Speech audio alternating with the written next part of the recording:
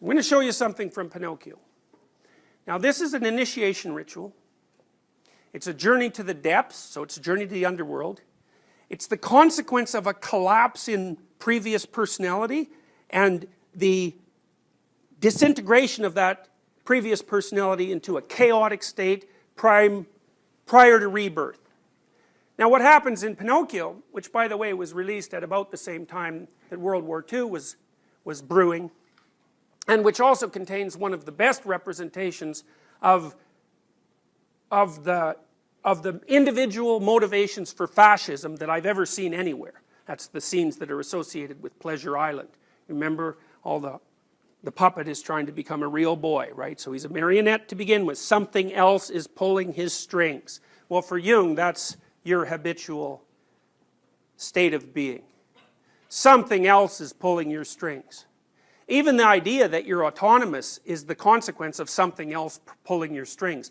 And for Jung, what you needed to do was find out exactly who and what is pulling your strings and decide if that's the direction in which you want to go.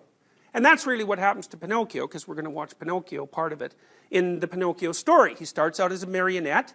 Now, he's a marionette made by a good father, because Geppetto is a good father. He's a good craftsman and so on. So he's a marionette with a benevolent puppeteer. But as soon as he develops some autonomy, then he becomes prey to forces that are elements of the demonic archetype. In fact, the worst bad guy in the entire movie turns into Satan himself at one point in the movie. He basically has horns and a bright red face, and he manifests himself as so terrifying that the coyote, wolf, fox, and the cat that are trying to corrupt Pinocchio are terrified because they get like they're criminals, they're petty criminals and deceptive and so forth, but when they get a look at who's pulling their strings, it's enough to terrify them. And so Pinocchio goes through a series of temptations of various sorts, including a Freudian temptation, and the Freudian temptation is to remain weak and sickly instead of becoming a real person, so it's an Oedipal problem. And another problem that faces Pinocchio is that he's offered false celebrity as a way of solving his life's problems, so he's offered the opportunity to become an actor, and what that means is a deceitful fake who's constructed a persona that makes him appear far more valuable than he really is. So the movie outlines two pathological modes of movement towards maturity, one being a phony and the other taking the easy way out and hyper valuing all your pathology so that you become dependent. So anyways, and then another mode of pathological development is offered to Pinocchio, which is to do nothing but engage in short-term impulsive and destructive play. And that's on Treasure Island, but when he goes to Pleasure Island, he finds that it's actually ruled by demonic forces with faceless entities who are transforming all the pleasure-seeking marionettes to braying donkeys who are slaves. It's like... So, Pinocchio escapes from that, and he does it basically by jumping into the unknown, and that's where we're going to start our exposure to his initiation. Okay, so now you can imagine what's happened is he was on Pleasure Island and everything went to hell, fundamentally. And so he jumped into the water to escape from that, and that's equivalent to plunging into chaos. And so chaos was an escape from pathological tyranny. And now he's tried to go home. So this is the psyche, in its search for maturation, runs into an obstacle, which is the tyrannical element of the Great Father that it cannot cope with, and it trots home, runs home. It's a defeat. Typical part of a hero story is the initial defeat of the hero when he encounters usually either the terrible Great Father or the terrible Great Mother. So this is a retrogressive, Jung would call this retrogressive restoration of the persona. So it's sort of like maybe you're a well-adapted adolescent and you live at home and you're a happy adolescent and everything's good at home, and then you go out to try to be an adult and you fail, and then when you come back home you try to act like a happy adolescent again, but you're not. What you are, in fact, is an unhappy adult. And if you move back to the happy adolescent mode of being, then it's false and pathological. You can't go home again, another typical motif in literature. Now the cricket, I can't tell you everything about this story. I can tell you a couple of strange things about it. One is that the cricket is Jiminy Cricket, right? And the initials of Jiminy Cricket are JC. And Jiminy Cricket was a common Southern American mild form of cursing. It's the equivalent of Jesus Christ. And so you might think, and of course, the cricket is Pinocchio's conscience.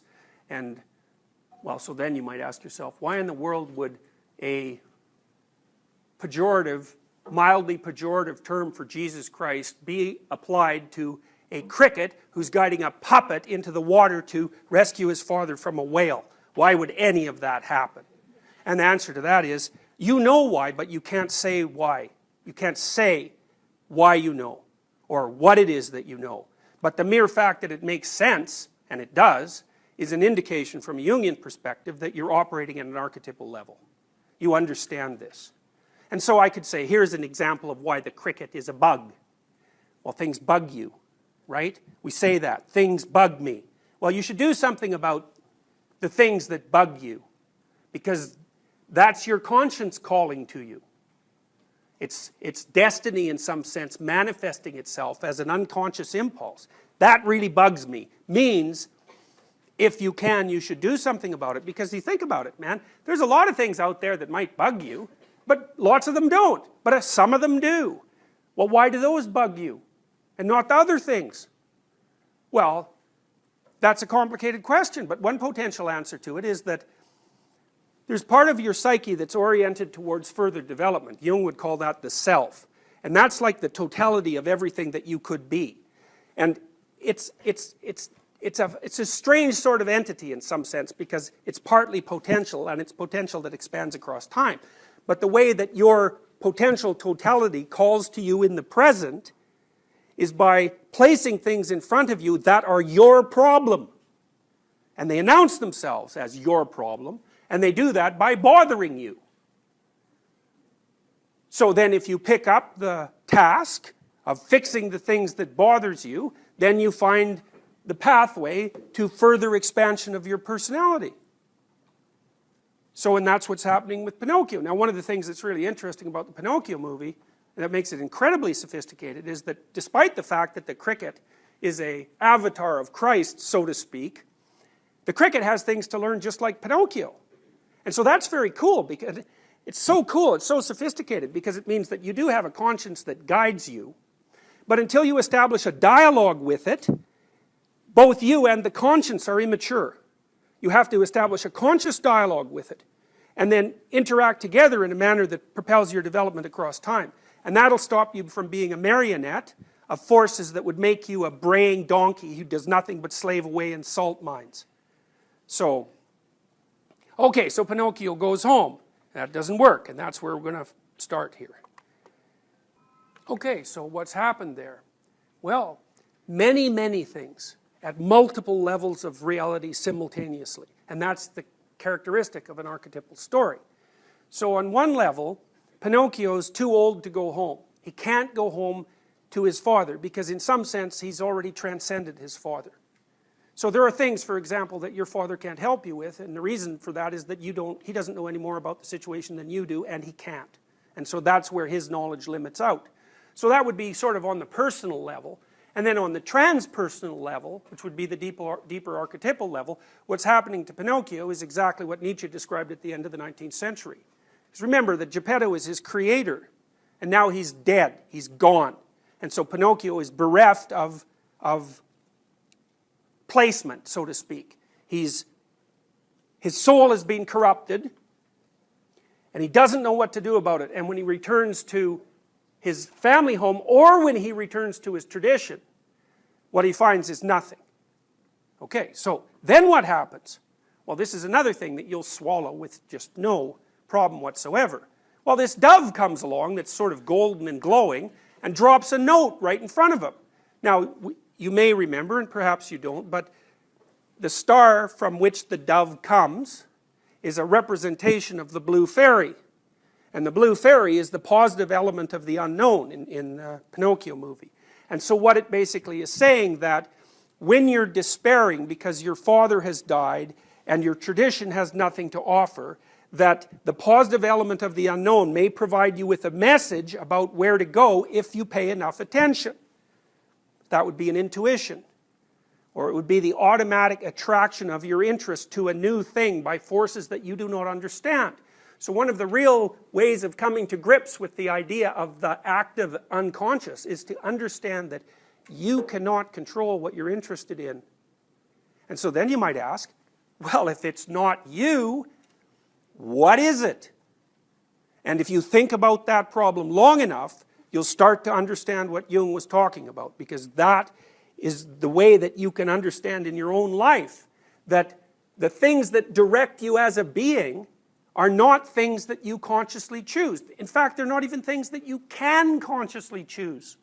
They're directed by other forces. So anyways, the dove drops a message in front of Pinocchio and the cricket. Now it's the cricket that reads it, so it's the same idea as what bugs you, so to speak. The cricket is the interpreter. Okay, so now what have we found out? Well, we found out that God the Father and God the Father, the Creator, are not in fact dead, which is what Nietzsche pronounced, but alive in some weird way in this horrible creature at the bottom of the ocean. And so what does Pinocchio decide to do? He decides to go find him. That's actually what you're doing at university, by the way. For all the chaos that you experience when you come to university and all the uncertainty and all the doubt, what you're trying to do is to resurrect your dead father from the bottom of the ocean. And if you do that, you won't be a marionette. And if you don't, you will be. Now this is very interesting because the conscience here plays a very dichotomous role. So on the one hand, Pinocchio is often ahead of his conscience, so to speak, so he's taking the leading role, and the dialogue is kind of choppy and neither of them know exactly what they're doing. But in this situation, it's very paradoxical because you can see Pinocchio's been half turned into brain jackass at this point, something you might well consider when you remember your adolescence. So in this point, the cricket, his conscience, does two things. It warns him how horrible this is going to be and how utterly dangerous it is, and then at the same time it helps him prepare and goes along with him. And so it's quite comical, so watch what happens here. Okay, so I've cut this a little bit, but what happens in the movie is that he goes to the bottom of the ocean and he starts to ask about Monstro. And as soon as he asks any of the fish down there, the denizens of the sub-oceanic world, where Monstro is, they just run away. And so Monstro is he who cannot be named, right? And I'm sure you've encountered that in your reading before, right? That's the hallmark of, in the Harry Potter series. Right, see, now you've done it. Yeah. So this represents something so terrible that it can't even be talked about. Okay, so what happens is Pinocchio ends up not only at the bottom of the ocean, but he has to go to the deepest part of the bottom of the ocean where the most terrible thing rests. And so we're cutting to the point where he does that. So now you might ask, how did Geppetto get in the whale? And the answer to that is it's never really made that clear in the movie. But I can tell you some things about that, is that if you conceptualize your historical tradition as a personality, like a body of laws and customs, say, it's not alive. It's dead, right? Because it's composed of the past. And because it's dead, it can't come up with anything new.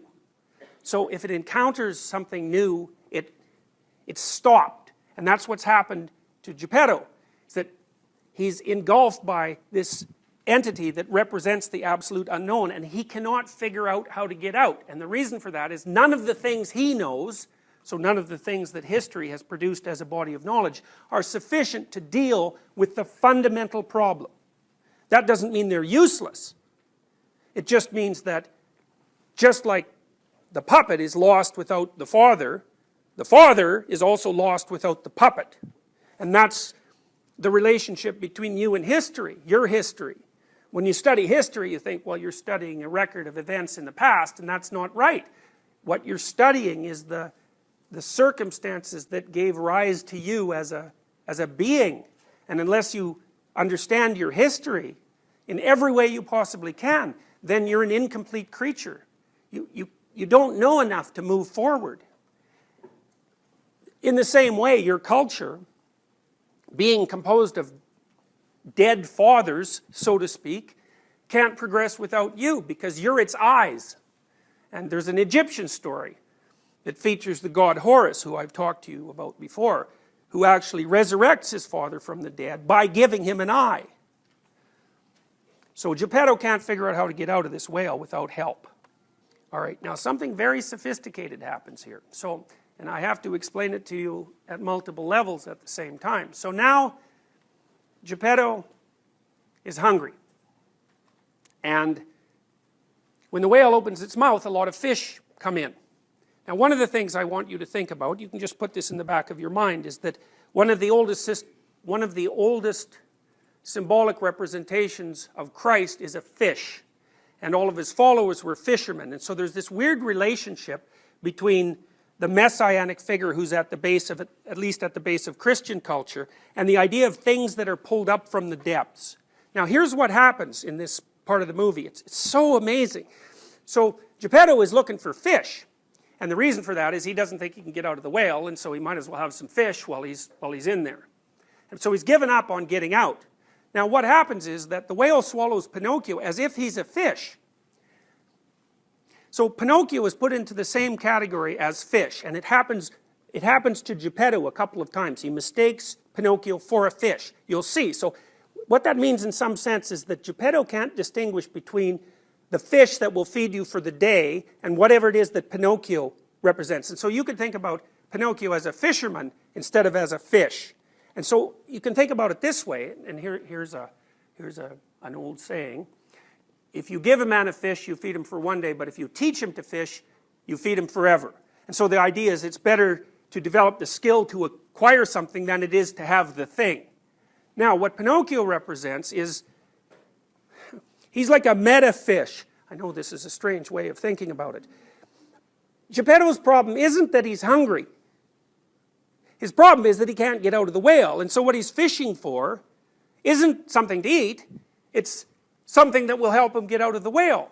But he can't recognize the difference between the proximate solution, which is so that he'll just no longer be hungry, so he's got a very short-term outlook, and a solution to the much broader problem. So what happens is, the whale swallows a bunch of fish, and Pinocchio's in there, and Geppetto's fishing away, and he catches Pinocchio.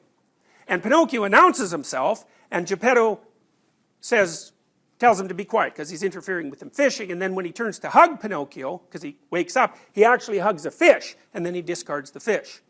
So then he figures out that Pinocchio's there. Then Geppetto decides that, well, they're going to have to live inside the whale. And it's another idea of his blindness at this point, because he's composed of the dead past, so to speak. So what Pinocchio does is start to destroy the ship itself, which is what they're floating in the whale, to start a fire. And the fire makes the whale mad enough to spit them out, and the whale then transforms itself into a dragon and tries to kill them, because it's a fire-breathing entity at that point. And so part of the understory is, it's better to figure out how to fish than to fish, or that more profoundly, it's better to figure out how to do something than to merely benefit from the thing itself. Pinocchio represents that which can do new things. So he's a hero, and he's willing to destroy part of the current order, that's the ship, in order to produce a new strategy that will actually free them from the whale. Now he wants to get his father out of there too. So that's what happens in the next 5 minutes, I would say. Okay, so now there's a shock here, because essentially in some sense the entity that's going to provide the solution to this very complex problem has arrived on the scene. But it's quite damaged. First of all, it's been speaking improperly. Right? So that's an adolescent representation. So it brays a lot of nonsense. And it's been corrupted in a variety of ways. And so, you know, to some degree what that means is that as you mature and you're moving away from your mere marionette status, your interaction with society, like Rousseau said, corrupts you in all sorts of ways. I mean, you're participating in that corruption, but it still happens. But in the representation in the movie, the truth of the matter is it doesn't matter if you've been corrupted to some degree, as long as you haven't absolutely sacrificed your capacity for true speech and vision. So, you know, that's a pretty hopeful message, because Pinocchio is by no means a perfect entity, but he might be good enough. See, that's also an indication there of why people are often unwilling to form a representation with, so to speak, form a relationship with the archetype of the Great Father, because to some degree the archetype is a figure of perfection, and the individual in relationship to that archetype is always pathologically flawed. And so the embarrassment of that realization, which is exactly what's happening to Pinocchio right now, is often enough to stop people from doing it. So what that would say, what that means in some sense, is that in order for you to mature in the fullest possible manner, you have to understand the manner in which you're deeply flawed in relationship to your potential as it might be historically determined. And that's a very bitter thing to do. You know, it's much easier, and people do this all the time, to engage in half-witted, formulaic, ideological criticisms of the system as a whole. It's like, you know, the probability that the system is more flawed than you is pretty damn low. So you might want to start with, you know, getting rid of your donkey ears and your tail and stop braying nonsense before you judge the entire, you know, historical process by which human beings have come into being. So anyways, that's kind of what that means. Okay, so this is very interesting too, because so Pinocchio ends up being a master of fire. Well, you can think about that as, there is a book written a while back by a primatologist who also wrote Demonic Males, Richard Wrangham, and he talked about the origin of fire. And as far as Wrangham is concerned, we invented fire about 2 million years ago. And that enabled us to cook food. And that enabled us to swap intestinal length for brain. So if you look at a chimpanzee, you know, chimpanzees are like the ultimate in couch potatoes, right? They're about this high and they're shaped like this. They have this huge barrel body. And the reason they have that is because they eat leaves. And so they have to spend like 8 hours a day eating leaves. They will eat meat if they can get it. They have to spend like 8 hours a day eating leaves and just chewing them over and over, because like leaves, A, they don't want to be eaten, so they're pretty tough and inedible, and B, they don't have any nutritive quality to speak of. So the chimpanzee has to spend all of its time chewing, which is a rather mindless endeavor, all things considered. Whereas human beings, 2 million years ago or thereabouts, invented fire, and as a consequence of that, we could cook meat, and meat is incredibly energy rich. And it's easy to digest once it's cooked. And so the consequence of the invention of fire was that we're the way we are today. We could have a brain instead of a gut. And so the idea that Pinocchio's mastery of fire, and it's as something more than merely a means of cooking. That's how it started out, right? But you can think of our entire technological capacity as stemming from the mastery of fire. Now the other thing you can think of, and this is very much worth considering, is that Pinocchio masters fire, and that turns the whale into a dragon. And so the idea there too is that, and this is an old idea, is that our technological prowess is something that makes nature itself angry. And of course you might say, well, do you believe this? And the answer to that is, well, how many of you have environmentalist leanings? And that's exactly the story that you're following. Because you're still wondering about whether or not mastery of fire was in somehow against the natural order, and that it will end up in all of our deaths. And you know, that's a reasonable thing to worry about, but not mastering it was going to end up pretty badly too. So what happens is that in the midst of this complete chaos, Pinocchio has a choice, and the choice is he can either save himself, which is a very, very selfish choice, and reduces him to an ahistorical individual because he has no relationship left with his father, or he can put himself at great risk and rescue his father, you know, finish the process, stop his father from drowning, and complete the... Okay, so Pinocchio dies, and then his father brings him home.